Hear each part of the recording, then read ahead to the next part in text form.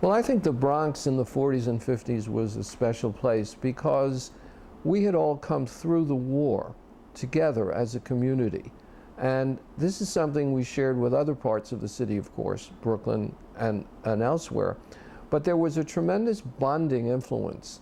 It's hard to communicate today to people what it was like to be on the home front during a serious world war as we were. And I was a young child when the war began, and I was older when it ended, and it sort of tracked my perception of what the war really was.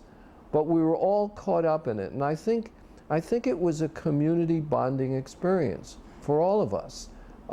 We were living in a Jewish / Irish Catholic / Italian American neighborhood, and everybody was in it together. There was a commonality to our experience.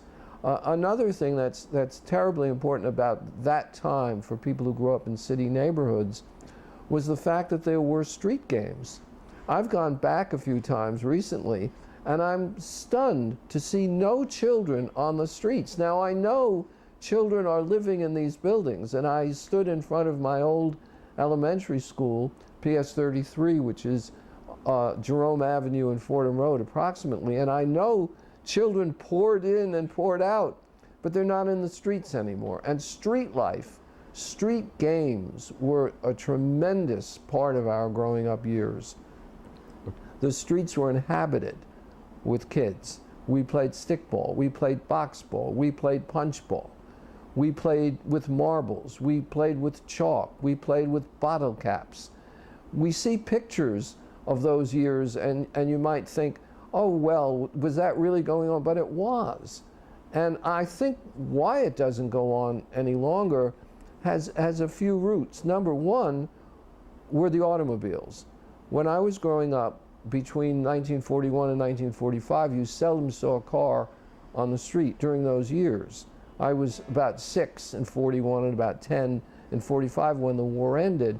And gas rationing was in place, and it was also a relatively not well-off economic neighborhood, so people didn't necessarily own cars. So the combination of those two things, people not owning cars and not having gas to drive them, meant that the streets were really open playgrounds for us.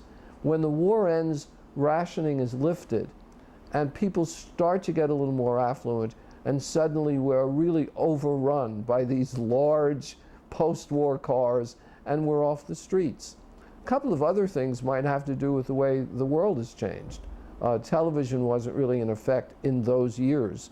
We were home listening to the radio, and there were no video games, and there was no internet, and there were no distractions. So what we needed for after-school life was to go into the street and play, and that's gone. Well, there were a lot of people in those years combined with relatives. That was a commonality amongst the lower class. I use that not with a pejorative but just to establish it, or the working class. And in those years, many relatives moved in with other relatives. And in my case, my father left my mother when I was really very young. I wasn't even 5 years old at the time.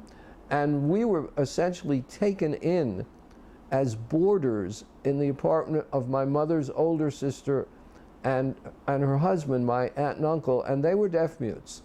And I actually grew up speaking deaf mute sign language. I can still sign to this day. This is A-V-E-R-Y.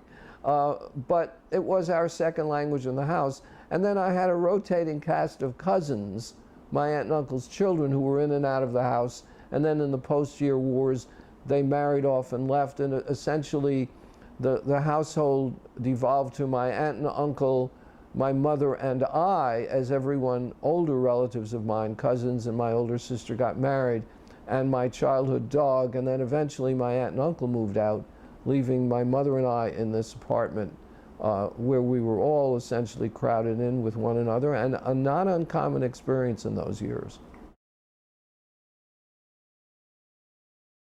We lived at 175 Field Place, and it was known only because it was between the Ascot Theater and the Loew's Paradise Theater, which were the two major movie houses there. The Ascot Theater was interesting because since my aunt and uncle were deaf mutes, the Ascot showed foreign films, so they could watch a film from beginning to end and understand it word for word because there were titles.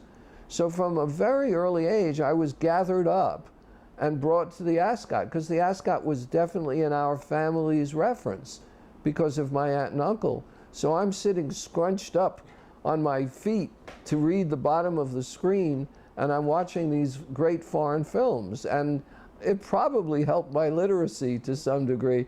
I know as I got into school, the great discovery was I was atrocious in math, and science wasn't so hot for me either, but my English grades always kept me elevated. So when I eventually got to high school, I was a bona fide average mediocre student based on this balancing out my grades. Well, if I think about school in the 40s and 50s, I have a knot in my stomach, because I seem to have gone through my school years always afraid of something, afraid to be called on, afraid to not have the right answer. It was pretty disciplinarian in the way school was taught, but the teachers then were wonderful.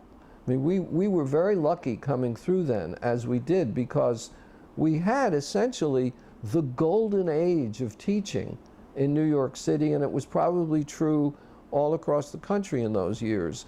There was pretty rigid teaching methods and pretty rigid teachers, but they were terrific at what they did, and the reason being, if you were Jewish in those years, if you were Irish Catholic, which we had many Irish Catholics living in the area, or Italian American, or a woman, you were not getting a corporate job. There was so much class and ethnic prejudice in those years. Corporate America was not hiring those people. So from the Depression on, teachers came out of those ranks. They were intelligent people who in a later year would be doing something else. In those years, they were really restricted to teaching and a few other fields. So we had the benefit, working class kids, of these great teachers who were there all the time. And another aspect of that is, as the school year began, there'd always be scuttlebutt. People would say to each other, who do you think you'll get? Now, right in that question is the point I'm making. The fact is, the teachers were there year after year. There was no such thing as teacher turnover. So we could expect them, and true to form, they were like thoroughbred racehorses. The mean ones turned out to be mean by reputation. The strict ones turned out to be strict. The nice ones turned out to be nice. Who do you think you'll get? You couldn't say that now.